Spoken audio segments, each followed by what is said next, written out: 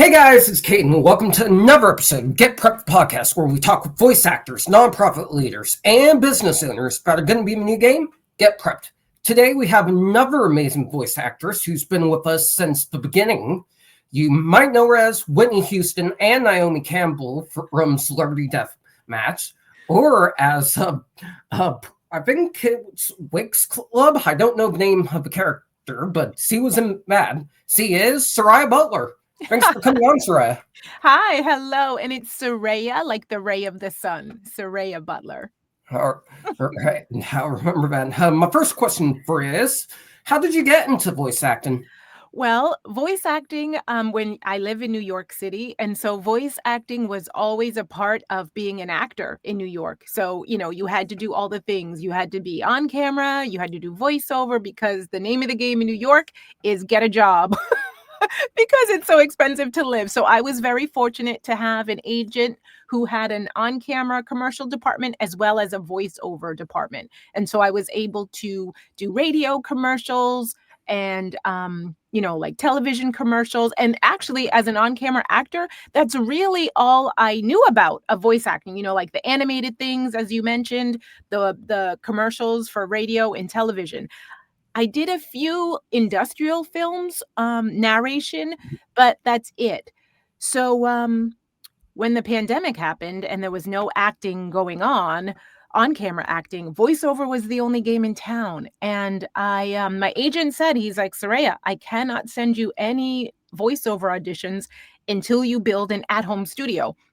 And New York was an in-person kind of town before the pandemic, right? We just bopped around to all the casting offices and they knew who I was. So I did not have an at-home studio. I was one of those actors who was used to going into the studio. So I just had like a microphone in a box because around 2017, 2018, you did have to send some MP3s into your agent's office, but I didn't have a real studio and all the casting people knew me. So I was very embarrassed by the setup I had. It was not at all professional, but since they knew me and knew that I was a good actor, they were like, "Oh yeah, book Soraya, she's great." And so I would go in and do the jobs. So when the pandemic happened, I did not have an at-home studio, and I knew that people had been working only from home for years and years and years. And so I had to build a studio ASAP with my husband's help. And it was not this professional studio that you see now. It was literally moving blankets, covering a room divider screen. It was about this big. And I got a professional microphone and a dedicated computer, and I hit the ground running. And in the very beginning of the pandemic, audio engineers were very forgiving, right? Like they understood that we were working from home, actors were working from home with not the most professional setup. But I was lucky and I worked, and then, I got different iterations until now I'm in a real ISO booth with, padded walls and a better microphone. So here we are.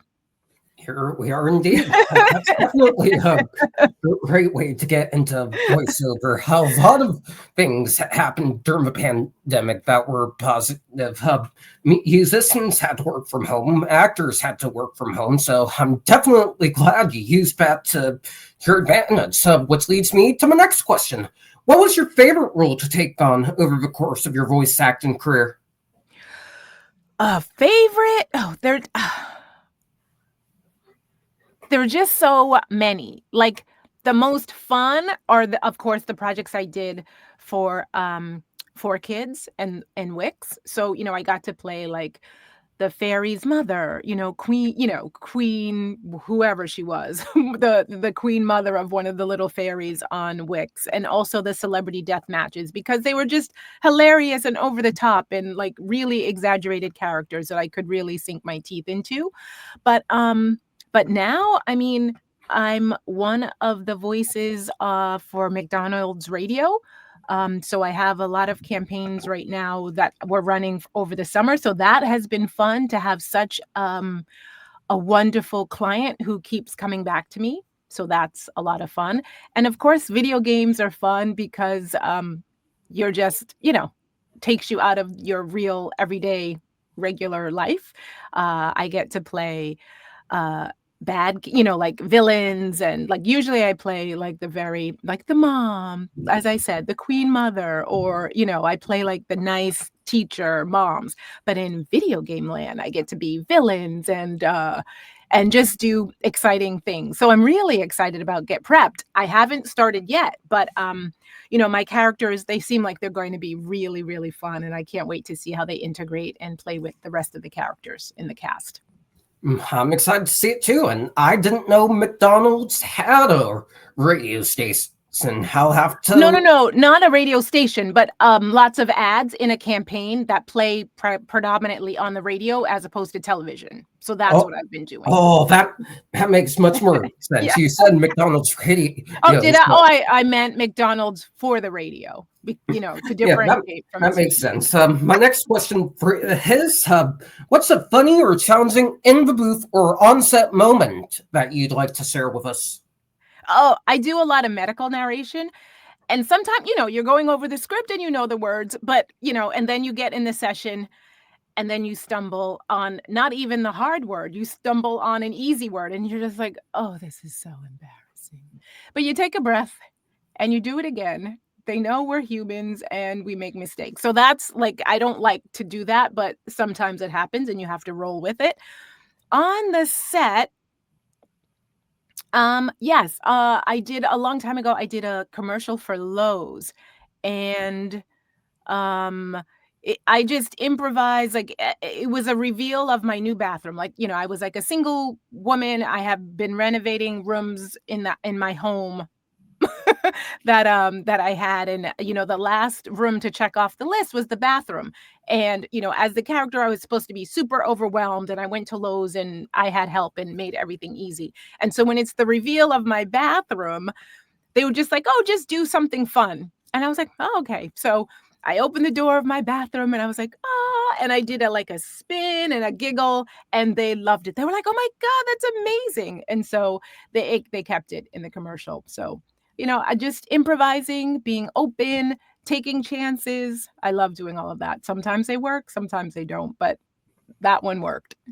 Yeah, I love improv myself. My next question for you is, for those that may not know you, what's a hobby you like to enjoy beyond voiceover?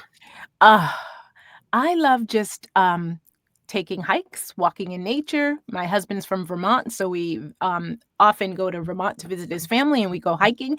And I love to cook. And I love to cook with my husband. We're very good cooks.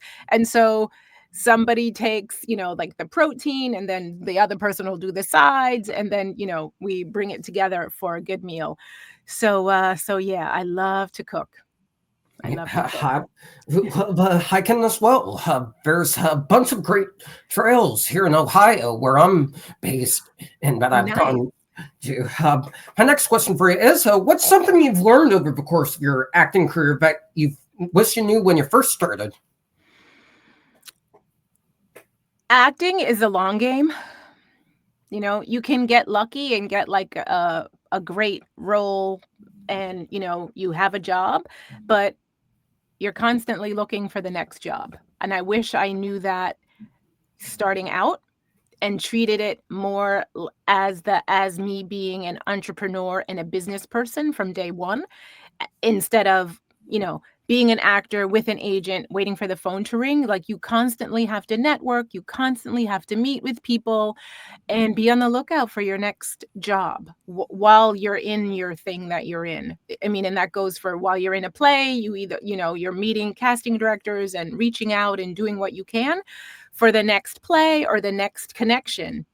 So you always have to network and treat it as a business, so that and to know that I am in control of my business. Like my agent works for me. Like I don't work for my agent, or your management team works for you. You don't work for them.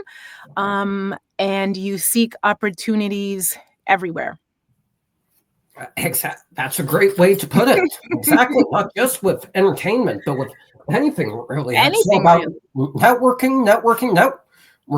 That's and yes, and you can do it in a way, because I also, when I was much younger, I don't know, networking gets such a bad rap.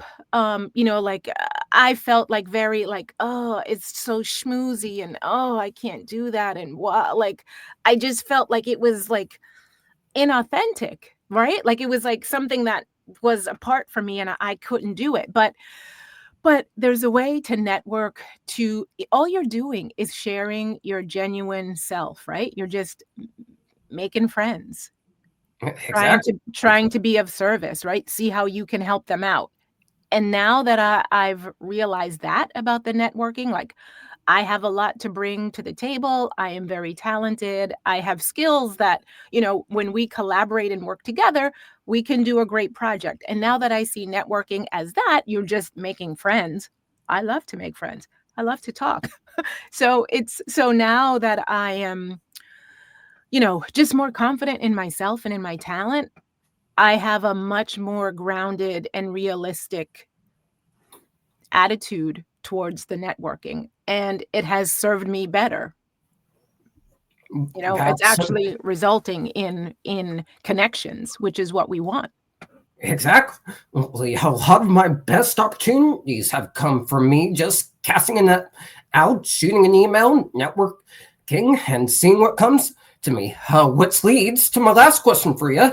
If you could take on any voice role, past or present, who would it be and why? Oh, any? Uh,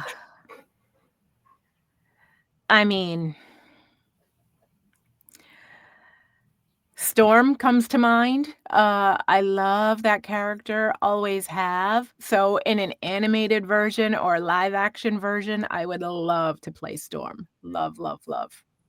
I love the Marvel Universe too, and they're producing a bunch of new games, so maybe there's a Storm role for you. Maybe. Anyways, that's going to do it for some of you guys. Thank you so much to Soraya for coming on and sharing her story. If you guys want to see more amazing interviews with those involved in Get Prepped, be sure to like, comment, and subscribe to the Get Prepped channel. And to learn more about the game, scan the QR code here. Thank you so much for watching, and we'll see you in the next one.